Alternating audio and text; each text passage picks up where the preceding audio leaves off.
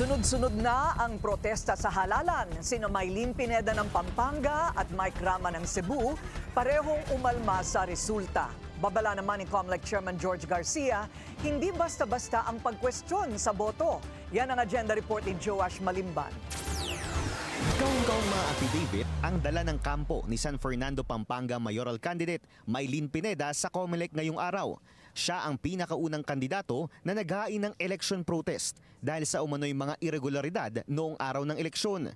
Hiling nila sa COMELEC, manual recount matapos tambakan ni incumbent Mayor Vilma Caluwag si Pineda sa botong 127,000 to 49,000. Katakataka raw kasi na sa kabila ng kilalang pangalan ng mga Pineda sa buong Pampanga, ni isang presinto sa San Fernando, hindi nila naipanalo. Matibay rin daw ang kanilang argumento dahil nakakalap sila ng nasa halos 13,000 salaysay mula sa iba't ibang mga botante. Unang-una, we did not even garner a single percent. Wala, ni isa. Ni isa kaming naging lumitaw na lumamang ang aming kandidato. So that is highly improbable. Parte si Pineda ng isa sa mga pinaka-prominenteng political family sa Pampanga. Ngayong midterm elections, nasungkit ng kanyang ina ang pagkagobernadora. Bumaba naman sa isang pwesto ang kanyang kuyang si Dennis Pineda bilang vice governor. Naging mayor ng Lubao si Pineda ng 9 na taon bago siya nagdesisyong tumakbo sa San Fernando.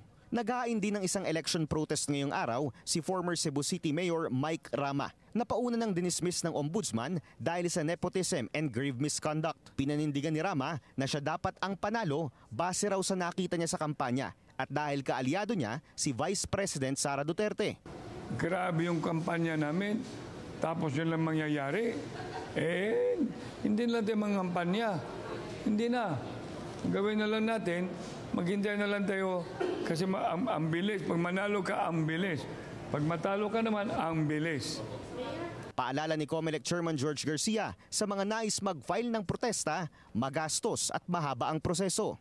Madami naman pong pagkakataon na kakayanin na mabilisan. Minsan po kasi depende yun sa nagpo-protesta. Kung talagang ang lamang sa'yo ko, konti, pinrotesta mo yung buong syudad. Talaga pong matagal yun. May strategy po dyan. Ibig sabihin, dapat kung ano lang yung mga lugar na sa palagay mo ay makakakuha ka ng dagdag na boto, dahil doon nyo lang ipapile mo na protesta. Bakit mo lalahatin? Pag nilahat mo, gustong-gusto yun ng protest yun. Mayroon lamang 10 araw ang mga natalong kandidato para umapila mula sa araw ng proklamasyon. Kaya ayon sa poll body, inaasahan nila na dadagsain ang kanilang tanggapan ng mga maghahain ng election protest hanggang bukas. Para sa agenda, Joash Malimban, Billionaire News Channel.